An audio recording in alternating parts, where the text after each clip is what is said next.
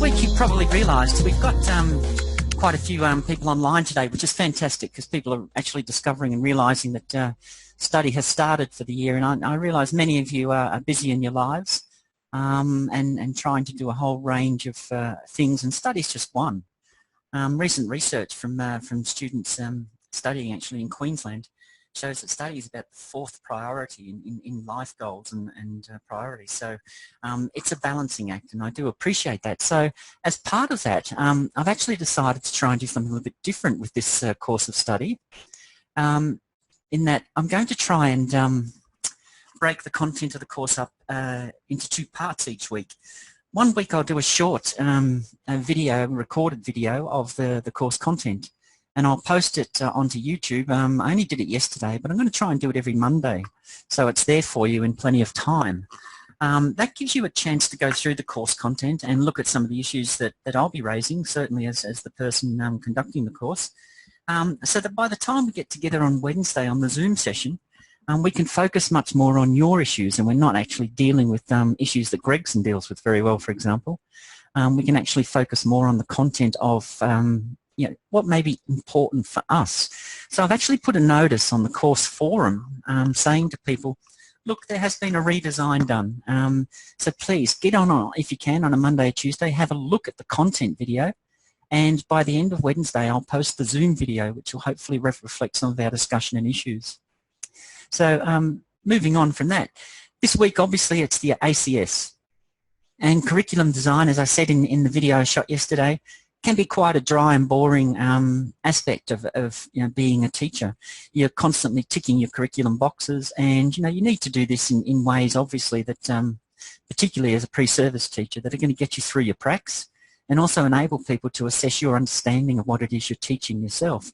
So the Australian Curriculum Science, we've got our 3 strands listed for us there on this particular slide, and beneath that we've got our sub-strands and some of our elaborations.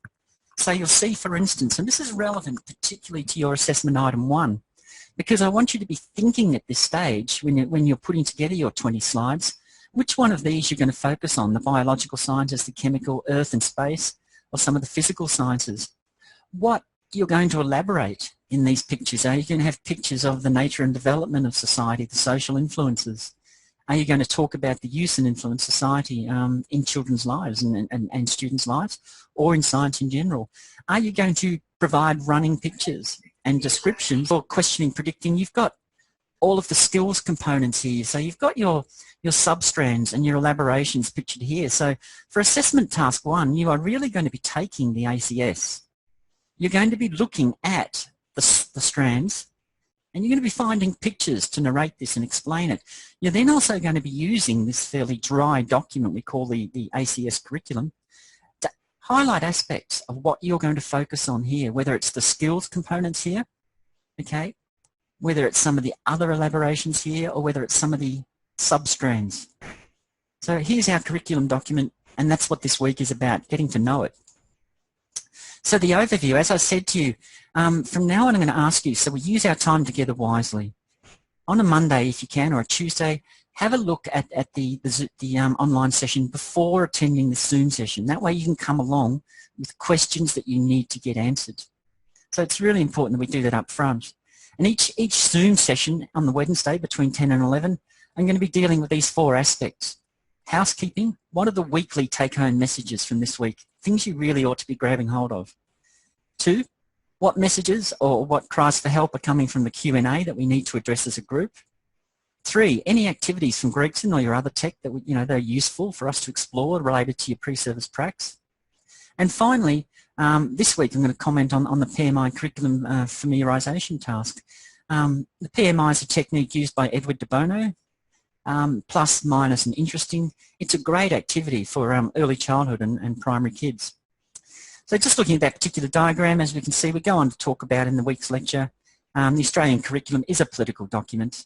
It's being put over the top of the state curricula to try and exercise some degree of national direction and control. And it also does this at the state level and at the federal level to bring schools into line. Now, our Constitution was founded in 1901, and some of you will be political scientists, you'll understand that. But what that did is that created a national identity called Australia. the federal constitution. In 1926, Parliament was built in Canberra. But what that did is it united all of the states.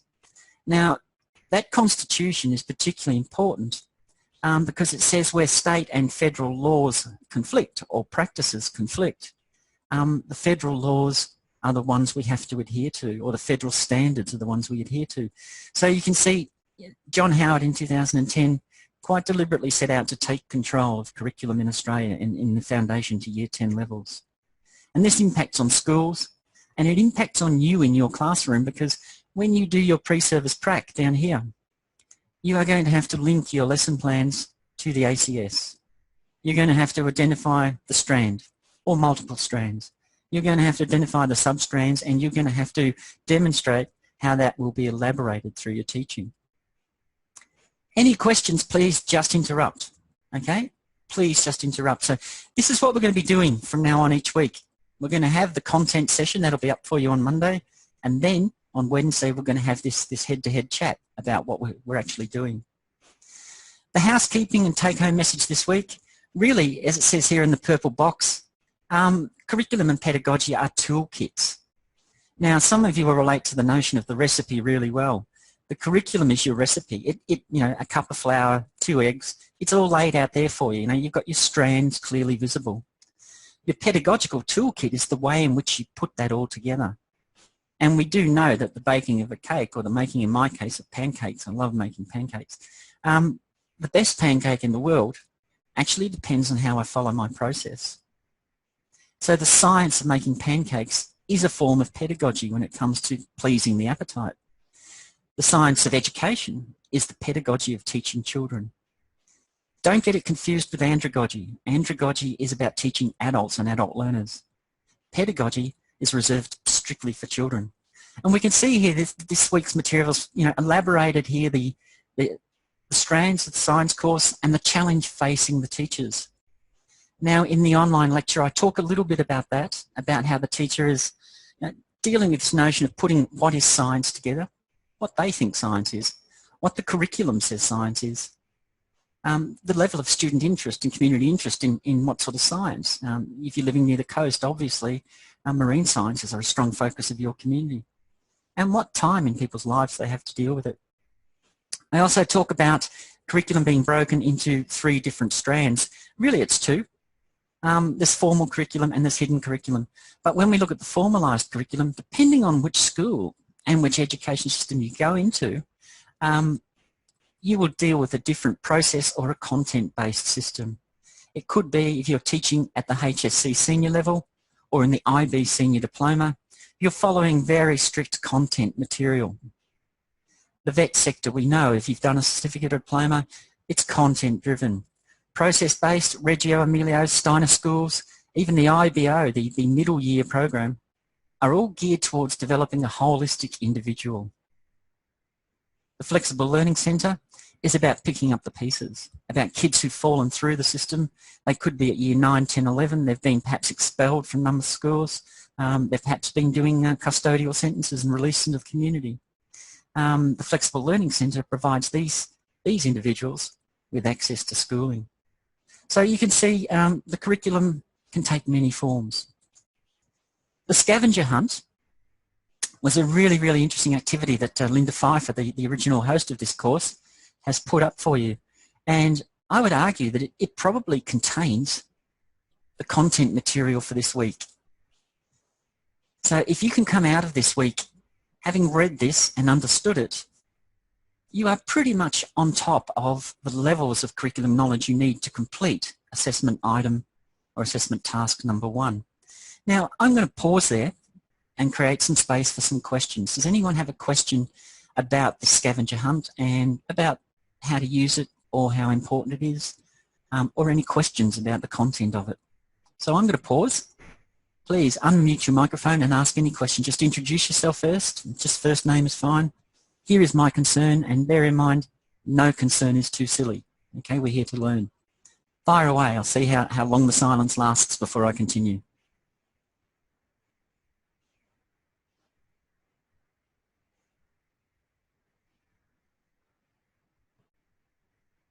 Hi, Colin. My name's Melissa. Yes, Melissa, I'm good. Thank you. Fire away. What's your question, Melissa, about this particular item? Well, I did the scavenger hunt and I just had a few that I wasn't sure about.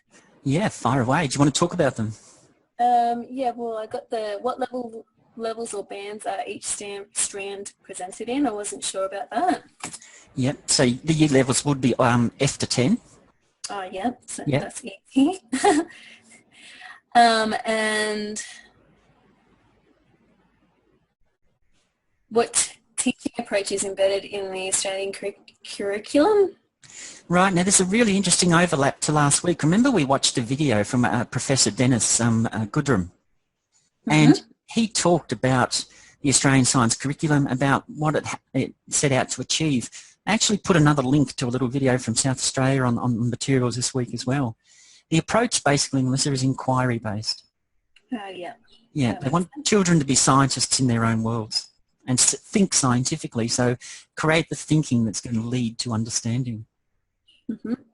And just my last one, sorry, was what does it mean when it says, what do Year 7s learn about contributions to the canon of science? I wasn't sure what that meant.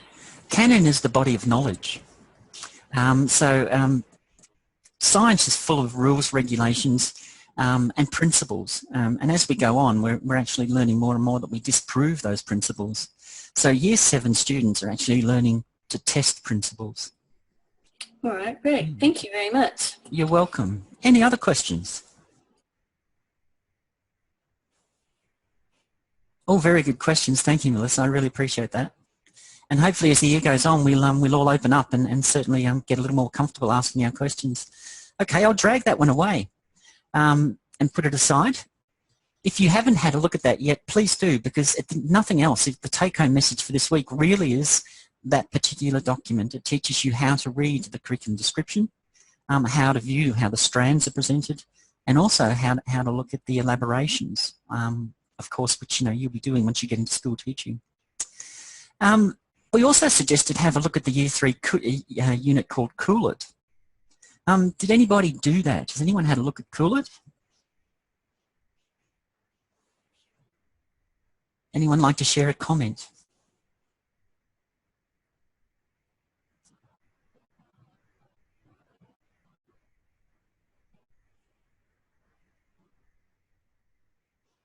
All right, now in the weekly video, I won't go back over this ground because in the video I actually posted yesterday, I spent a little bit of time going through the unit, and you can see from the unit description, it's a very heavy constructivist approach. Welcome, Sarah. And the constructivist approach basically uses those 5 elaborations that we were talking about there. And if we look at the Cool It unit, it actually, it goes right through the evaluation, all of these principles that it uses, inquiry, and it sets up an experiment about the transfer of heat through different objects at the Year 3 level. So it's really quite a good experiment and really quite a good little unit. And more importantly, I picked a Year 3 unit because it's at the top of the ECE framework, the Early Childhood Framework, so you could well be expected to teach as an early childhood teacher up to Year 3.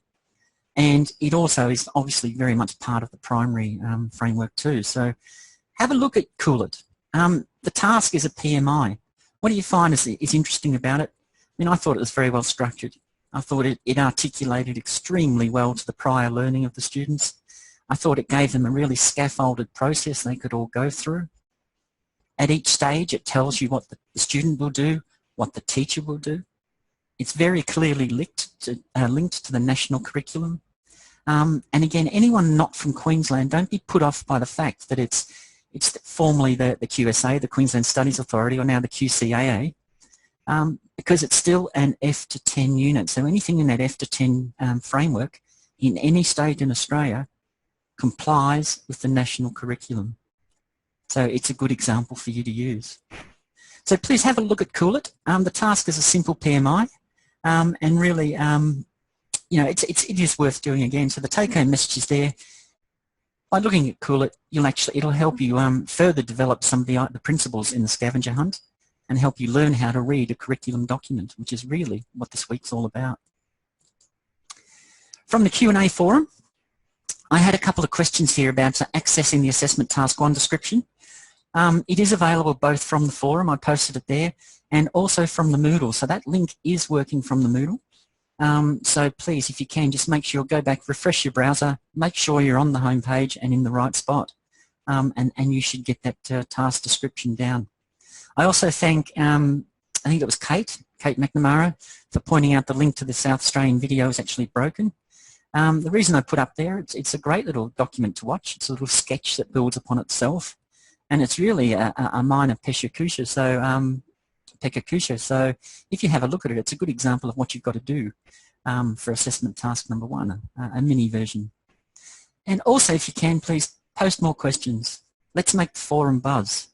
And not every question may be relevant to you, but the occasional one may. So if you're thinking it and you're wondering, stick it up there, because there's every chance for every one person thinking it, there's 10 others.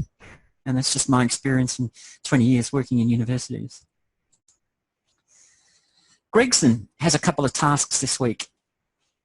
And he talks about the ACS as a representation. I remember in week 1 we talked about representations and how critical they were to, you know, basically to students in knowing what they're doing.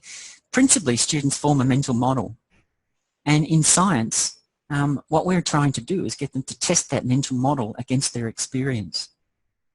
For instance, my daughters grow up loving broccoli and Brussels sprouts. When their friends came over for dinner, they'd sit at the table and say, "Can we have broccoli and Brussels sprouts?" And their friends would literally freak out and often leave them. My daughters grew up with a notion that broccoli and Brussels sprouts were great. It was a representation. But as they got on through ages and went to different parties and got to mingle with different families, they soon realised that it was purely a family representation. It was a mental model that their mother and I had actually conjured and fostered and laid down within them. And so this is what a curriculum does. So if we can understand what we do with our diets and our lives and our perspectives, then we will clearly understand what we do with curriculum. So when we look at science, it's very much concerned with the future. It's concerned with testing experience and how this may help us predict the future. Curriculum knowledge plus PCK, pedagogical curriculum knowledge, plus content knowledge equals the great teacher. And this is some of the stuff that the chapter in Gregson talks about this week. I think it was very well written. And there's certainly no need for me to elaborate too much on that, unless anybody's got any questions. And I'll pause right here to allow any questions on the content from Gregson this week. He talks about productive pedagogies, the pedagogy of engagement, as being signature pedagogies in science. So in other words, you know, they're very much pedagogies around engaging the student in an examination of their own knowledge and experience of science. And hence, that's half the reason we can say, you know, quite clearly science is a fun subject to do. This was an interesting one, analysing a social lesson. Did anybody have a go at this, and anyone like to comment? For instance, I'll start off by asking about the whole brain approach. Did anybody go in and have a look at the YouTube videos on the whole brain approach? All right, so just to remind you of where we are in the course, please feel free to interrupt at any time and ask a question. We're in here at learning activities and materials. And down the very end, Gregson actually provides the final 3 activities for this week under the heading of pedagogy. So we're talking about elaborating what this notion of pedagogy might be. So create a table here to compare the characteristics of pre-service, early career and accomplished science teachers. Now there's one researcher I'd like to recommend to you here, a person by the name of John Bain, Professor John Bain, who was from Griffith University and here in Queensland, and he formatted or founded the notion of the cognitive apprenticeship. And so theoretically you and I are knowledge workers. We deal in knowledge and knowledge processes. As a pre-service teacher, our role is to learn out what those processes are, i.e. curriculum. B, how to deliver those processes, the range of pedagogies that are available. And C, how to improve our practice to do that. Now, some of you may have experience with the Johari window, which is a psychological tool that came out of the United States in the 1970s. And it says that we have 4 dimensions. We have a side that we know ourselves, that's known to ourselves, and a side that's hidden to ourselves, a side that we show to the public, and a side that we show to ourselves and acknowledge. So it basically says we've all got a dark side, definitely. It also says we all like to project a side into our public arena, definitely. There's things we know about ourselves, yes. And there's also things we don't know about ourselves. And there's some of the things that our partners and our friends and our family may eventually tell us, and some of the reasons why we argue. But yeah, the notion of the Johari window it's the cognitive apprenticeship. It sort of says to you, here you are, what you know about yourself, and slowly but surely you're going to step out of those boundaries into a larger apprenticeship where you begin to work with other teachers as a classroom teacher, where you begin to take more and more classes of different learner abilities and different learner mixes. And eventually you complete that apprenticeship by becoming a master teacher, an elaborated teacher at the end of your career. So have a think about what that may be. And if you get a quiet moment, sit down and actually have a dialogue with yourself about what your future self may look like. What kind of teacher do you want to be? Therefore, what kind of pedagogies do I think I'm going to use? Task 3.4 basically says, ask you to do that. Think about yourself as a science teacher. If you want, write yourself a letter. However you want to do that, but do think about yourself as a person professional. And the final one we had was analysing a lesson. And whole brain teaching. Just pause again, did anyone get a chance to look at that? I would really encourage it because... Oh, sorry, who's speaking there? Haley. Fantastic. Look, would you like to describe us what you saw and what you thought? Well, in the video I watched, he was explaining the class rules to the kids. Yeah. And he got them to demonstrate an action as well, to describe the rule. And then the kids did think, share, pair together, while the teacher did a tally of good behaviours and was rewarding them. Terrific. And how did you think that worked in terms of our 4 criteria here? Intellectual quality. Do you think it had intellectual quality? Very much. Yeah, he was really good.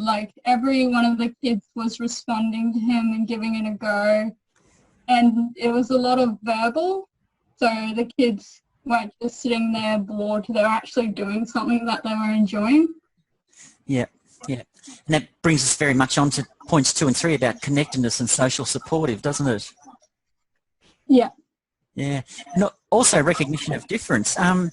Who's heard of what Noel Pearson's doing or what he's advocating with his direct instruction or direct teaching model?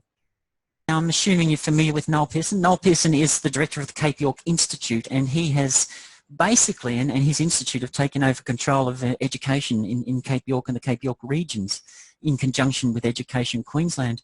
And he uses a method of direct instruction. And Fiona, could you describe again what you saw in this video? The teacher was very much in control, weren't they? Kids were really respectful of him and in his direction. Yes, yeah. And what did you think to see the students responding as one? I mean, did you think that was unusual? It seemed really staged to me. I don't know, I just don't really see kids giving that much respect to their teachers when I'm at schools. So I'm not sure how he got it to happen. I think the short answer to that is he expects it in his model of delivery. And this is what we bring to this what we call the direct instruction approach that Noel Pearson is advocating and teaches his staff to use. It's very much a hands-on, and if you look at the whole brain approach, the interesting thing was they're not just answering the teacher, they're going through motions as well. There's an action they have to perform at the same time. So you've got that kinesthetic hook. So the whole brain is, and there's a lot of therapy being done around this now. Kinesthesiology is actually linked to memory and to neuroprocessing. So if, for instance, you are moving your hand, and some of you may have even heard of the tap therapy, ERP, where you can tap your brain and just constantly your forehead and constantly repeat to yourself a particular phrase. And it's often used for treatment of trauma and a whole range of activities. So this whole of brain approach we can see here, we've got teachers adopting kinesthesiology in the classroom. So they're actually linking body, brain, movement, neuroprocessing to learning. It's an interesting model. Has anyone looked at the Sleek Geeks? Anyone managed to have a look at the Sleek Geeks? It's a useful site. I mean, this will take you, some of the presentations, they're all done by kids themselves, go from 3 minutes to 5, and they vary across all levels and ranges and bands of learner groups. So you've got your senior students and you've got your junior students. Please do have a look at it, because they're actually quite insightful scientific projects, and really good to look at. And look, if you don't have internet connection, or if you don't want to watch those particular videos, the whole brain and the Sleek Geeks, then have a look at the Cool It video, what we learned, and put that under, for the PMI task. Have a look at what you think about the intellectual quality in that, the connectedness. And you can see, for instance, it's connected to at least 4 other curriculum capacities, including ICTs and literacy, which is a really strong one. Socially supportive, the role of the teacher and the learner is spelt out really clearly in the Cool It unit. And also the recognition of difference. There are some strategies in the Cool It unit which actually suggest that a teacher may have to deal with this issue for a particular learning difference. So 3 different versions here when you analyse a science lesson. Have a look. What we've got here are 4 areas where you can actually start to compare or to analyse. Now, the reason we're doing this is because you will be analysed as a pre-service teacher. So you've got to be able to talk this talk in order to build it into your teaching, in order to walk those particular walks. So you've got to have intellectual quality. In order to know what that is, you need to know what it looks like. Connectedness between teacher and student, between student and student, between peer group, and also between curriculum and pedagogy.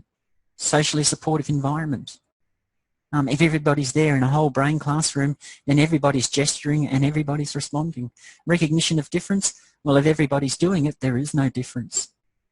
If somebody can't do it and needs some pre-tasks to be brought up to pace, then the teacher knows that. That's where the real teaching kicks in for those particular students.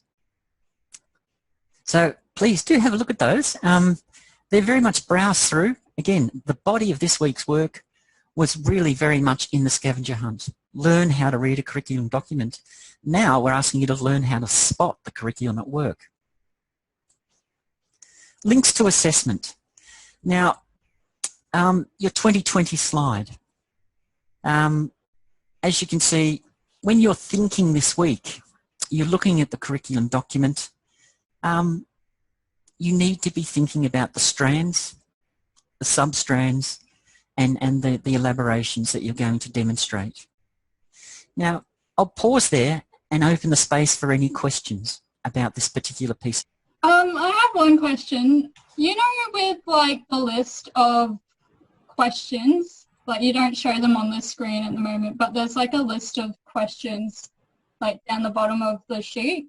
Yes. If we were to answer all of those questions, is that like what would grade us in the assignment, or is there more things we should be doing? There is assessment criteria. Now, Kaylee, that's a really good question. So what I'll do next week is in this session, I'll actually do I'll dedicate some time to going through that assessment criteria. Yeah.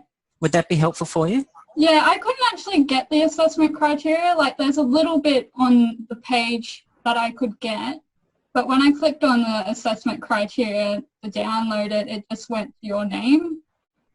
So okay. I don't know why that's happening, but all right, yeah. Look, I will investigate that when I get offline here and just make sure that's working, and I'll get into the forum and I'll post the assessment criteria sheets there.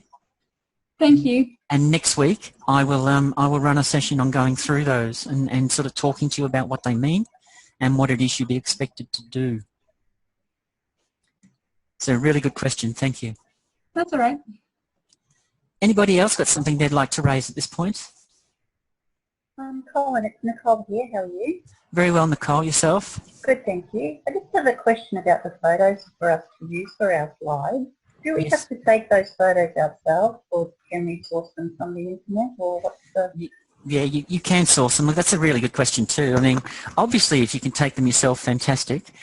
If not, there's no expectation that you do. The only thing is it's expected that you source them in the references sheet of your presentation. So you're allowed 20 by 20 seconds per slide, but then you're allowed any number of slides above that to do your referencing. So if you're borrowing multiple or sourcing multiple photos, they go in your reference section, Nicole. Thank you for that. No problems. Any other questions?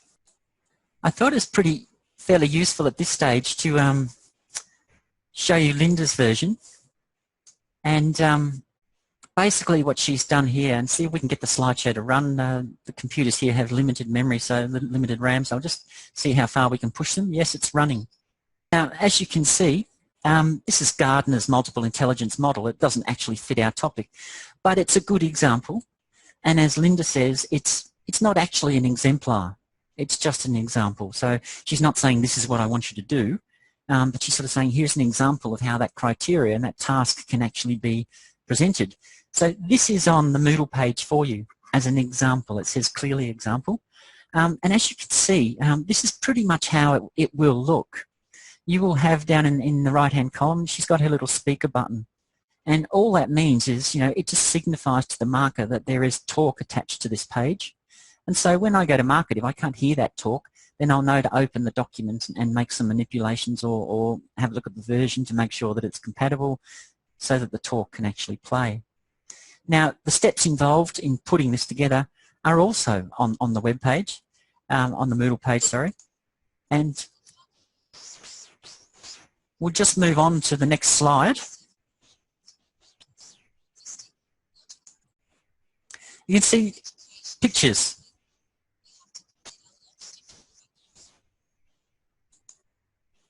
And here's really where I wanted to pause it. As you can see, this is where we are in our course at the moment. Where is this unit focusing? What is its rationale? What part of the curriculum is this coming from? And Linda deals with this quite nicely in slide number 3. She's got it up front very early in her presentation. And this is also a demonstration to us that you're reading the curriculum documents, you know how to read them. So you can see the content description about living things. This is her unit she's looking at. The elaborations that she intends to actually espouse and explore in this particular unit. So looking at this instantly, this is a signpost to me as the person marking it, because I know that she's going to talk about living things, and therefore she's talking about the biological sciences. I know that she's got 3 distinct elaborations here that she's going to explore, that her pictures will actually reflect, and her processes will also engage. So I really just wanted to point you to that example with a view to actually suggesting to you that it's a good way to view your own presentation at this point in time. I'll pause and allow you to ask any questions at this point in time. You can see she actually includes Indigenous perspectives in her presentation. Again, that's part of the criteria if you can. Of course, the Australian National Curriculum has 3 priorities. One of those priorities, of course, is Aboriginal and Torres Strait Islander education. So if you can, try and bring that through your presentation as well. Why? Because it just points out that, further curriculum knowledge on your part. Okay, you're actually demonstrating what you know. Again, I'll pause and allow space for any questions. All right, no questions. So I assume that, if you haven't had a look at that particular piece yet, do. It's a good example, a really good example. And she's done it this way. She's actually asked, and the standard format for this is PowerPoint X or PPTX, the file name. So just make sure you do follow these steps. There is a blank template, or you can create your own. Save it, as you can see, save it with the right file name, okay? Because that's how the obviously the browser will read it. Insert pictures, reference all your pictures, reference them as you go, so you're not spending hours at the end of it all going back trying to find them. So create a reference page and do that as you go. Insert a picture on a page. Insert your audio. Okay, so there's a little button there that says insert audio. You click that, you click record, and you put stop at 20 seconds. Again, I would caution you not to go the full 20 seconds. I would go about 17 or 18 seconds, because as this file gets bigger, the transition between slides will get slightly slower and you find yourself racing to speak. Now, I talk pretty fast. I can say a lot in 20 seconds, but one of the best things you could probably do is start, testing yourself, finding out what you're comfortable, how much you're comfortable saying in 20 seconds. The little speaker icon does appear on your screen. All you need to do is click on that and drag it down to the bottom right-hand or left-hand corner.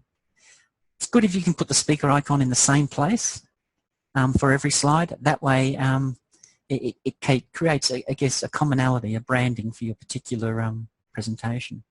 And you just repeat this for each slide you do. I'm going to pause there. Any questions about this? Colin, are we able to submit this as a video instead of as a PowerPoint? Look, it does ask for PowerPoint, but Kate, yeah, I would accept the video. So you're going to record it as an MP4? Yeah, that's what I was just having a look on Google with PowerPoint. If you do a presentation, you can save and share it as a video. Yep. Yep. Look, definitely, Kate. Absolutely. Not everyone has the capacity to convert to MP4. That's why we haven't required it. But certainly if you can do that, it is a more transportable video file, yes. I just thought that would save like any problems, because I'm using a Mac. Like when it goes from Mac to Windows and stuff like that, there might be issues with the audio. Yeah. Look, thoroughly agree. What I put up on the web each week is MP4. YouTube is all MP4, so I would thoroughly support that. You obviously have the software to do that? Yeah, I hope so. Excellent, good. If not, please give me a call and we can talk about some options for you. Okay, thank you. Thank you. But for everyone else, please, a PowerPoint slideshow, for all intents and purposes, runs just like a video, but of course does require some interaction with your mouse and your movement of the images and text. Any other questions about that particular item? So on this, but we also have to upload like a script, don't we? That's not my understanding, no. Kaylee, can I check that out? Yeah, it's just like I thought it would have to have a script. I imagine your script would be massive. If you speak for 20 seconds on 20 slides, that's going to be a lot of words. But look, let me check that out, and what I'll do is I'll post on the forum ASAP. You've obviously read something that's led you to think that. Just like, I think it was with the previous thing, I can't remember. But yeah, I just thought it would require a script for marking purposes. All right, not a problem. What I'll do, I'll take your request seriously and I'll get in there and have a really good look and see if I've missed something. This is the first time I've taught this course, so I'll make sure I haven't missed anything. I could be wrong though, I just assumed it would need one. No, and I could be wrong too, so I will check that out. Any other questions, please?